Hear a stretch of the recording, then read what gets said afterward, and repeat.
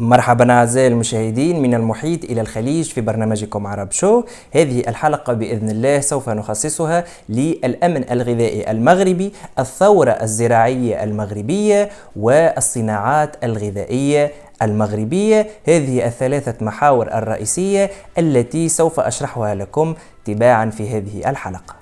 تأتي هذه الحلقة لشرح القوة الغذائية والصناعية المغربية التي تتنامى يوما بعد يوم، وتجلت مظاهرها في أزمة كورونا، حيث رأينا عبر العالم رفوفا فارغة في متاجر التوزيع الكبرى لأن سلسلة الإنتاج لم تستطع الاستجابة للطلب المرتفع، في حين لم ينقصنا في المملكة المغربية أي شيء. وهذا يعود إلى تضافر الجهود الخاصة والعامة، القيادة المغربية المتمثلة في جلالة الملك حفظه الله. كذلك نجد الرؤية الاستراتيجية للمملكة المغربية فيما يعرف بمفهوم الأمن الغذائي، بالإضافة إلى وجود مصنعين أكفاء شمروا عن سواعدهم ليل نهار حتى لا ينقص المغاربة أي شيء. وتأتي هذه الحلقة استجابة مني إلى أسرة عرب شو، والتي صوتت في آخر سبر آراء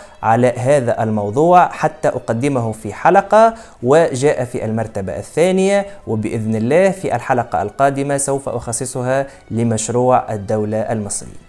بالإضافة إلى هذا يجب التأكيد أن قطاع الفلاحة المغربي يمثل ما مقداره 17% من الناتج الداخلي الخام، وهو رقم محترم للغاية يجب أن نقف عنده، لأن قطاع الزراعة مرتبط بدرجة كبيرة بقطاع الصناعات الغذائية، لأنه سيوفر المواد الأولية والمنتوجات التي سوف تتحول بإذن الله إلى منتجات تتبع قطاع الصناعات الغذائية.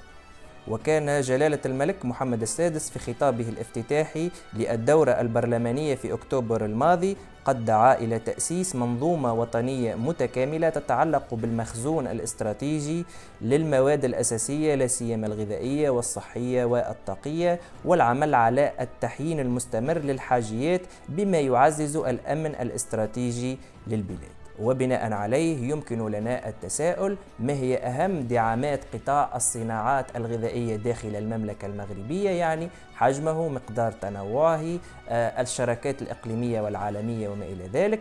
كذلك سوف أشرح معكم التحديات التي تواجه قطاع الزراعة والحلول التي اعتمدتها المملكة المغربية لهذه الصعوبات، والحلول المقترحة من الخبراء كذلك حتى نتجاوز كل هذه الصعوبات.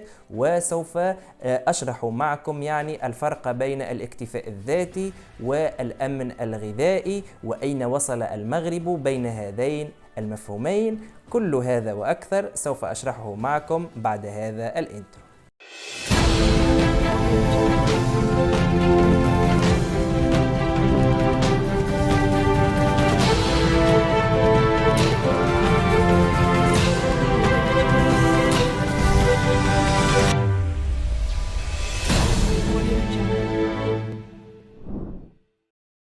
وأستهل معكم هذه الحلقة بشرح مفهومين رئيسيين حتى نحدد مسار الدولة المغربية. فنجد مفهوم الأمن الغذائي ومفهوم الاكتفاء الذاتي.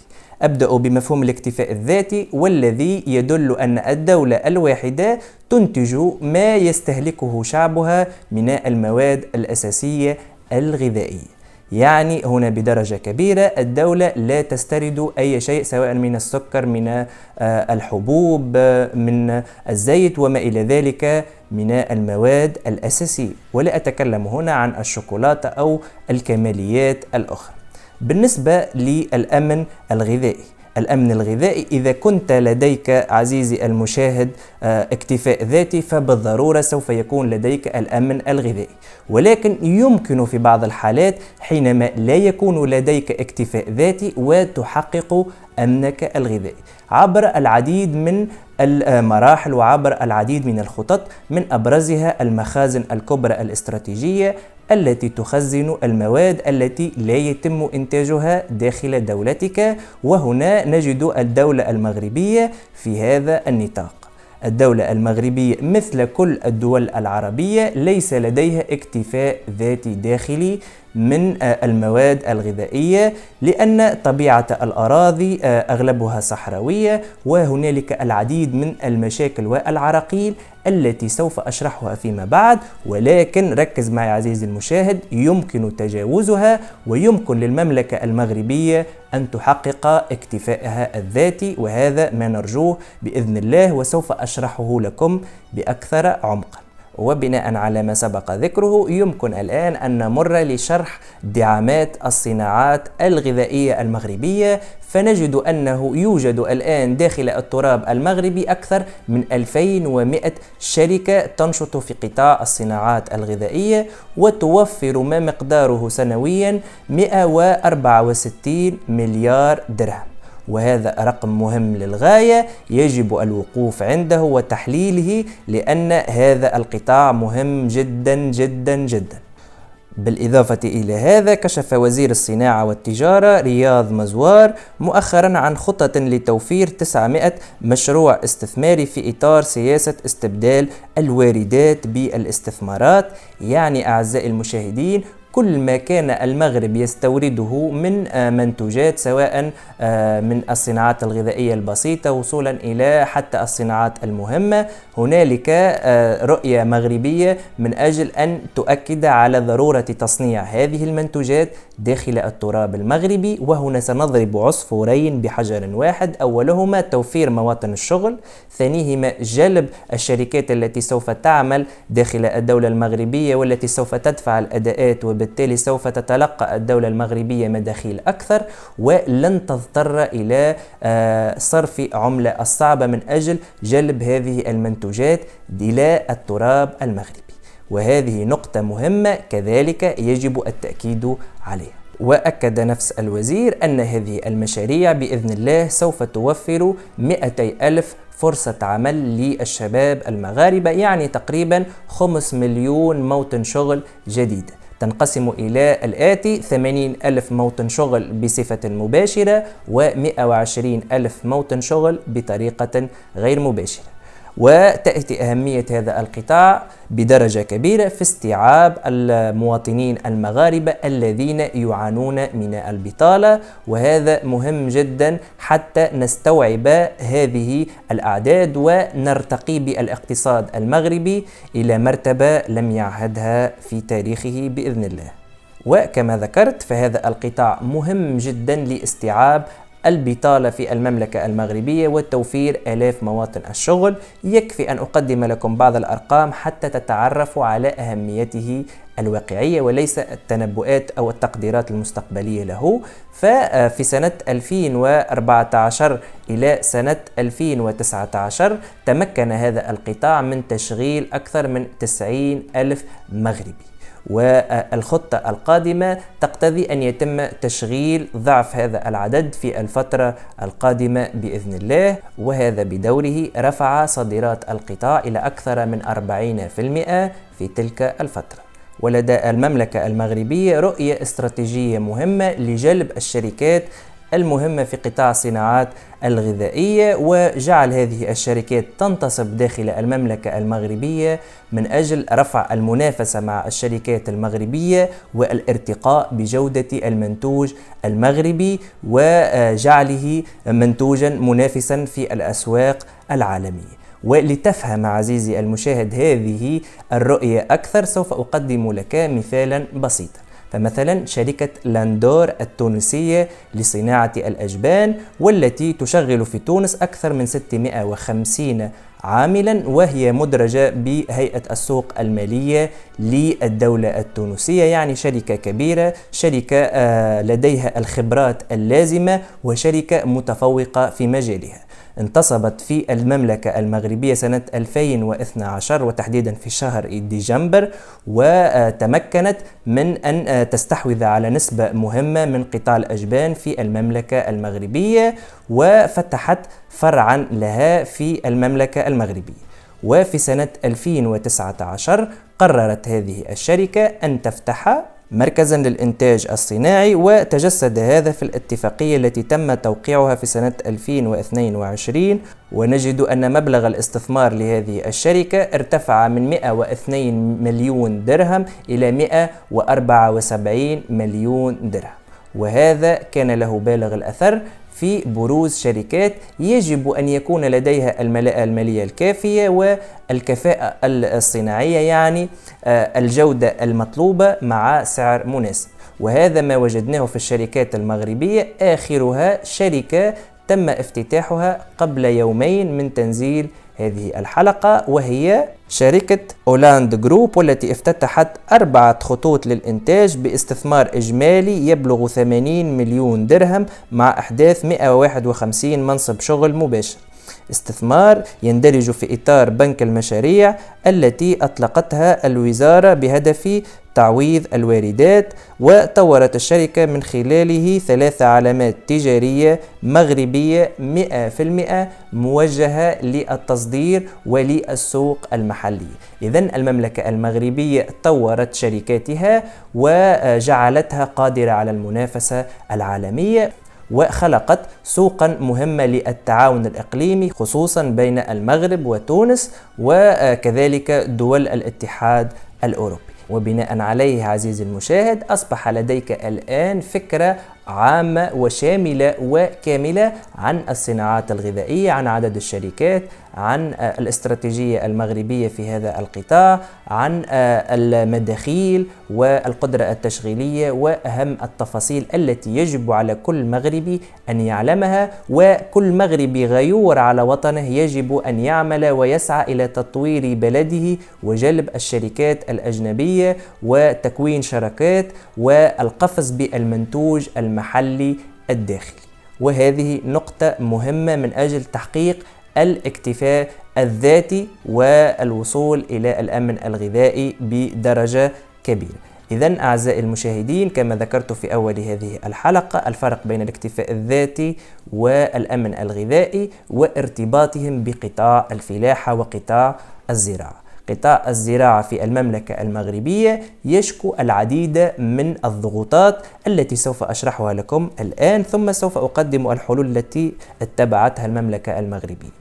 وننطلق بأهم الضغوطات في قطاع الزراعة. من أبرزها هي تقلص المساحات المزروعة. فيكفي أن أذكر لك عزيزي المشاهد أنه في سنة 2008 كان هنالك 5.6 مليون هكتار مزروعة في المملكة المغربية، ولكن بوصولنا إلى سنة 2020 وجدنا أن هذه الأراضي تقلصت إلى 4.2 مليون هكتار، يعني أكثر من 1,400,000 هكتار قد تم التخلي عنها بسبب التصحر، بسبب البناء العشوائي، بسبب ترك الفلاحين لأراضيهم، بسبب ندرة المياه، بسبب غلاء المواد الفلاحية وكذلك الأسمدة وما إلى ذلك، والأسباب يطول شرحها.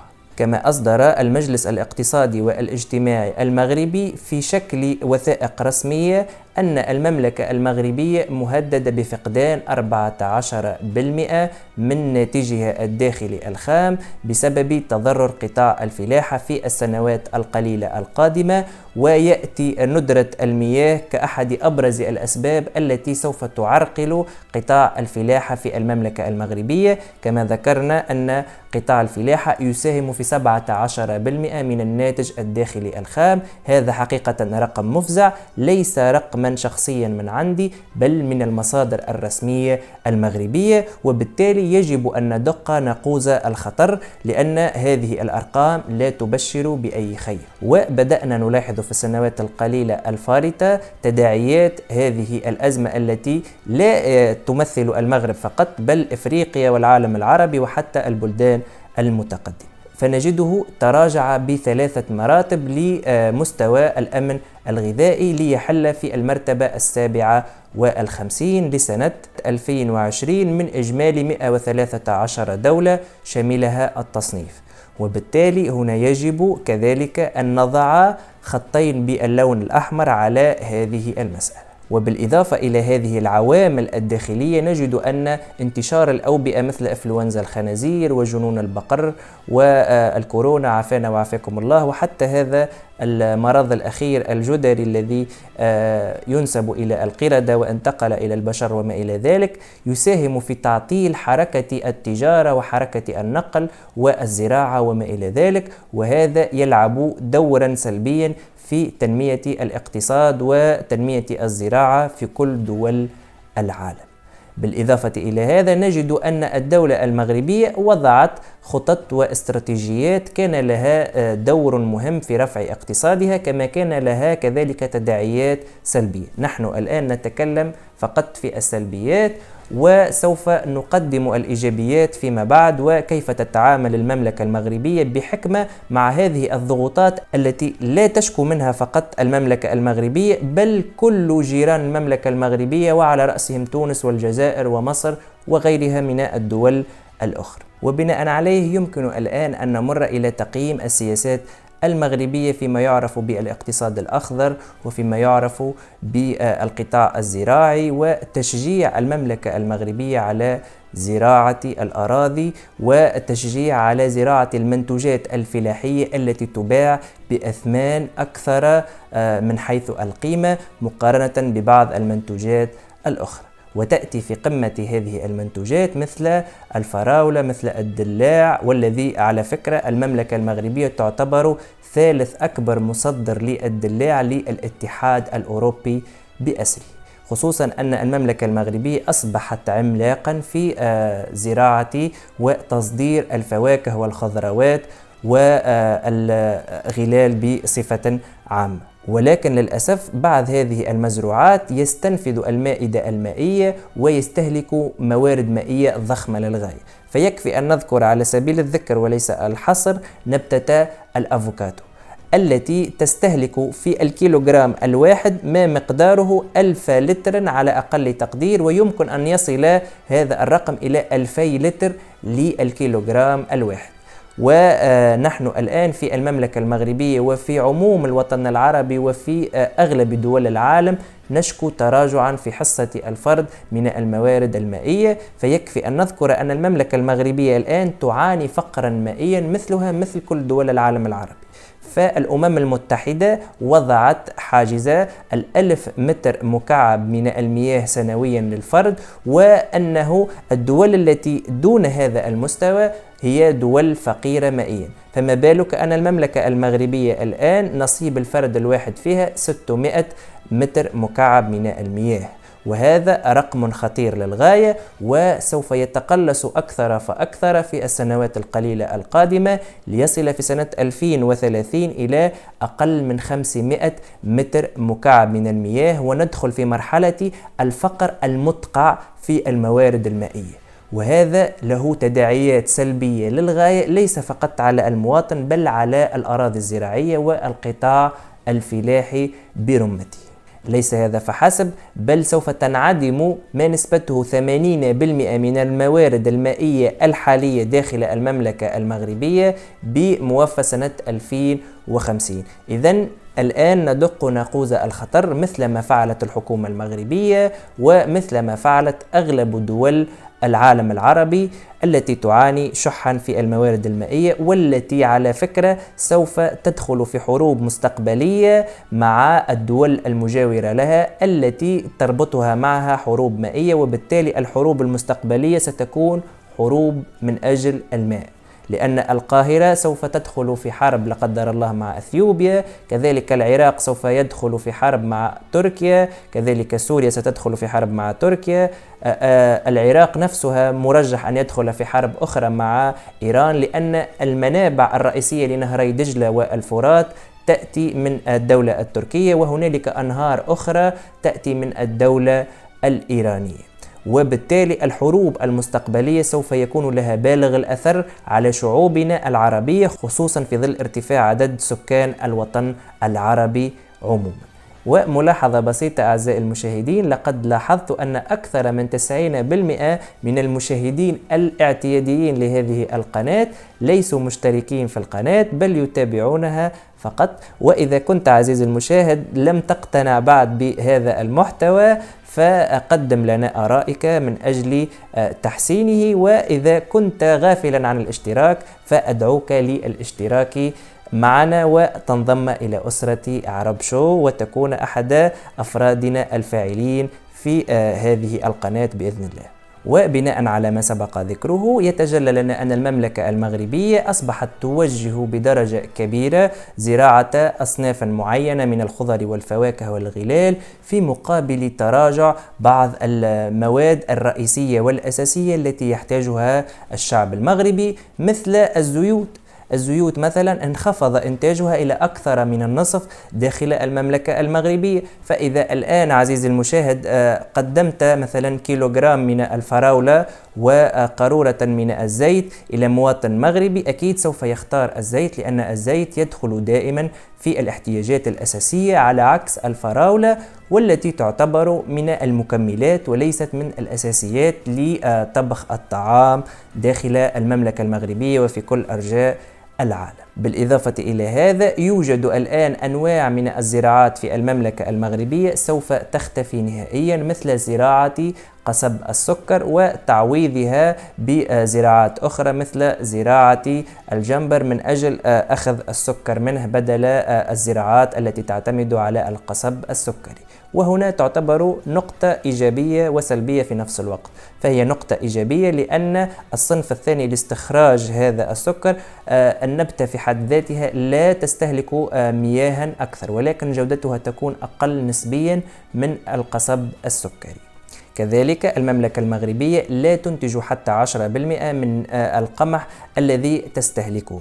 وهنالك العديد من السلبيات التي تتحكم بهذا القطاع مثله مثل كل الدول العربية. ومن أبرز هذه السلبيات هي الأراضي السقوية داخل المملكة المغربية والتي لا يتجاوز حجمها 1,600,000 هكتار ومنهم فقط 300,000 هكتار من القمح. يعني لو تم رفع هذه النسبة مثلا إلى 800,000 هكتار أو النصف تقريبا لهذه المساحة سوف يكون هنالك إنتاج أكثر يلبي حتى تقريبا 30%. وإذا اعتمدنا على الأساليب التكنولوجية الحديثة لتكثيف الإنتاج لكل هكتار واحد وتضعيفه سوف نتمكن حتى من توفير 70 إلى 80 ولم 90% من القمح الذي نحتاجه سنويا في المملكة المغربية، وهذا ليس بمستحيل. وهنا أفتح الباب على مصراعيه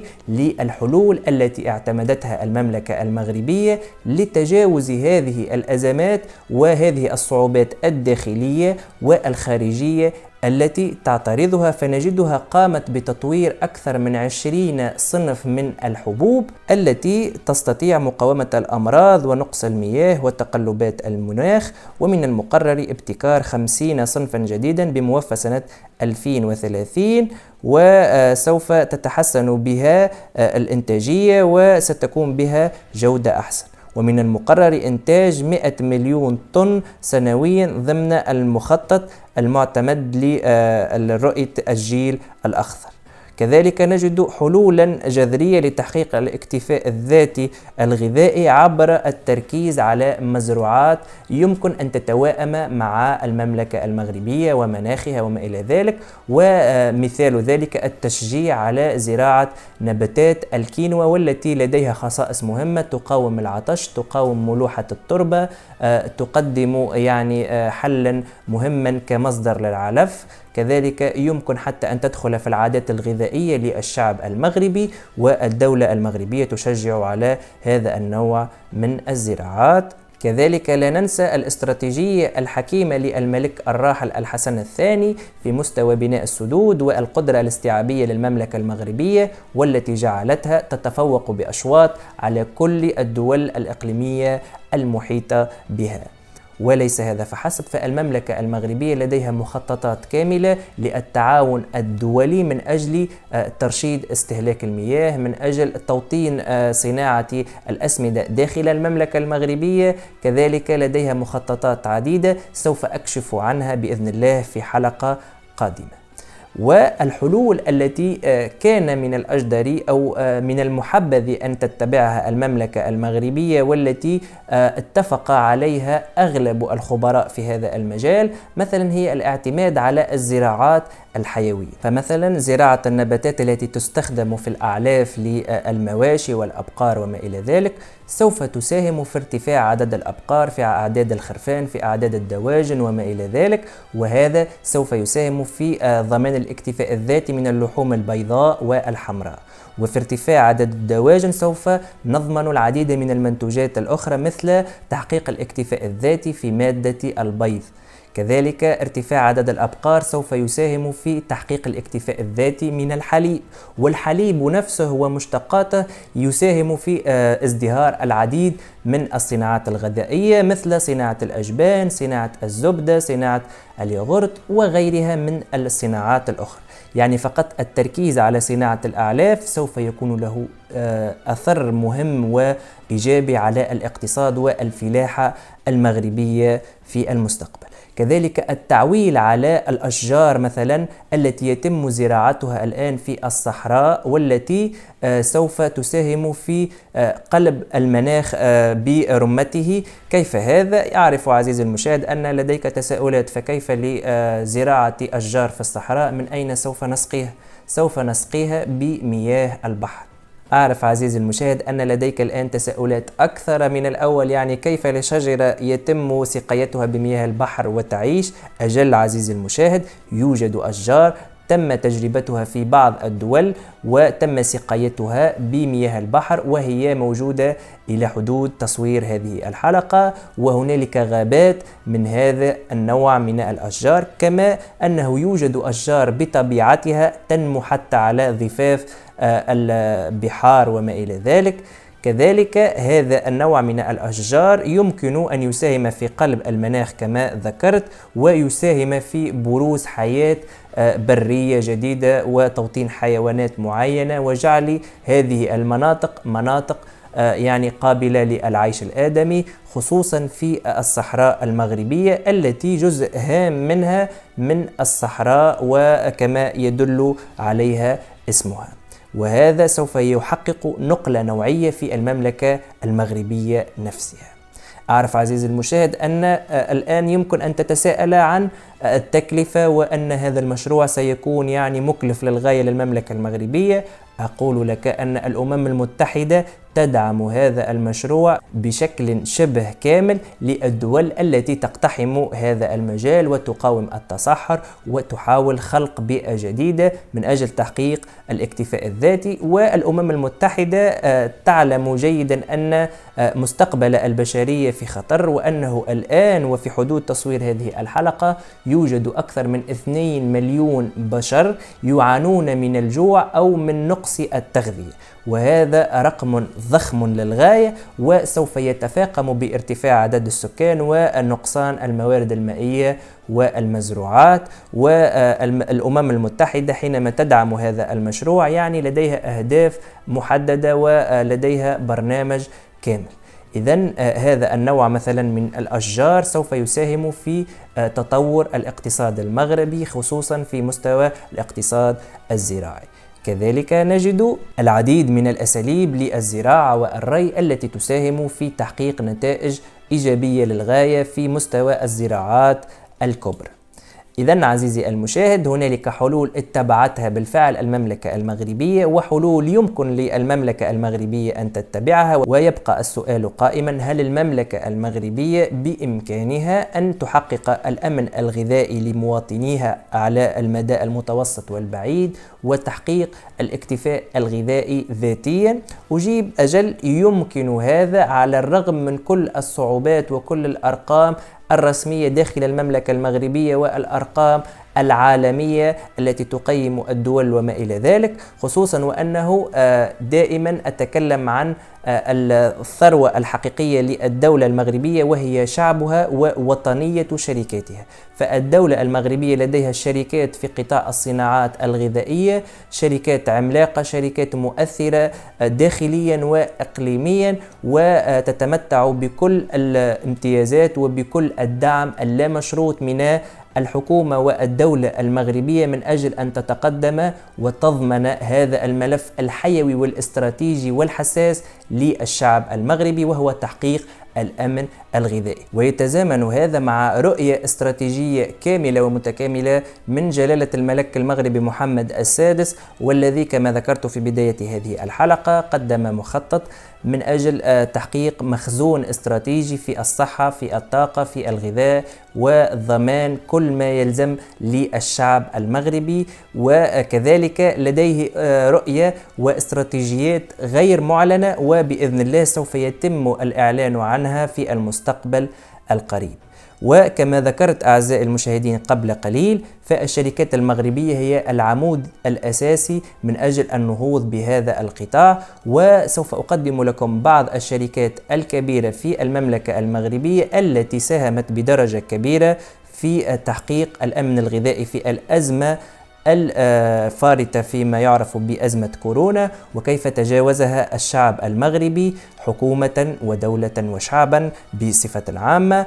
ومن أبرز هذه الشركات أقدم لكم شركة كوسومار التي تأسست سنة 1929، وشركة سنترال ليتيير التي أنشئت سنة 1940، لوسيور التي تأسست سنة 1941. وتتواجد شركة كوسومار في 5 مناطق رئيسية داخل المملكة المغربية، ولديها 80,000 قطعة أرض تزرعها يعني، وفيها مصانع. وعلى ذكر المصانع لديها 8 مصانع من أبرزهم مصنع دار البيضاء، وتساهم بدرجة كبيرة في تحقيق الاكتفاء الذاتي من مادة السكر، ولديها معامل تعتبر الأكبر في العالم في مستوى تكرير السكر، والذي يدخل في عديد المنتوجات الغذائية. كذلك قامت الحكومة المغربية بدعم هذا القطاع عبر عدة آليات، من أبرزها منح مساعدات لتأهيل وحدات التصنيع في شكل تحفيزات تتراوح بين 10 و30% من قيمة الاستثمارات، كما تقدم السلطات دعما مهما للمصدرين. كذلك مولت الحكومة العديد من المشاريع من أجل اكتشاف أسواق جديدة والتصدير لها، يعني التنويع المبادلات التجارية وفتح أسواق جديدة أمام الشركات المغربية، والاهتمام بعملية التدريب والابتكار، وجعل المنتوجات المغربية ذات قيمة تنافسية عالية. وما نستنتجه من هذه الحلقة أن المملكة المغربية رغم الضغوطات التي تواجهها داخليا وخارجيا، إلا أنها بفضل سياساتها تمكنت من تحقيق الأمن الغذائي، ولكن ما زالت يعني لم تحقق الاكتفاء الذاتي من المنتوجات الزراعية والفلاحية. وندعو من الله أن تصل المملكة المغربية إلى هذه النقطة، وتكون بذلك الاستثناء في عالمنا العربي، وتحقق الاكتفاء الغذائي الذاتي، لأنها لديها كل المقومات من أجل النهوض بقطاع الزراعة وتحقيق الأمن الغذائي الذي نطلبه نحن يعني متابعين للشأن المغربي بدرجة كبيرة. وفي نجاح المملكة المغربية أمل لشعوب المنطقة حتى تحذو نحو المغرب، وتكون التجربة المغربية في مستوى الثورة الخضراء التي سوف تبزغ بإذن الله في المستقبل القريب. ثقوا في هذا. أرجو أن تكون هذه الحلقة قد نالت إعجابكم. لا تنسوا أعزائي المشاهدين الاشتراك في القناة وتفعيل زر الجرس حتى يأتيكم كل ما هو جديد، ومشاركتها مع أصدقائكم حتى تكون يعني مرجع، حتى تعرفوا الوضع الذي فيه المملكة المغربية وكيف تتصرف في ظل هذه الأزمات وهذه الضغوطات وهذه المخططات وحتى المؤامرات، لأنه هنالك كذلك العديد من المعلومات التي لم أذكرها، مثل التلاعب بالبذور والقيام بالحرائق وغيرها، والتي يمكن أن تؤدي حتى إلى فتنة لا قدر الله. ولكن نرجو من الله أن يحمي المملكة المغربية، ولا غالب إلا الله. أراكم في الحلقة القادمة يوم الخميس على الساعة 3 بعد الزوال بتوقيت غرينتش.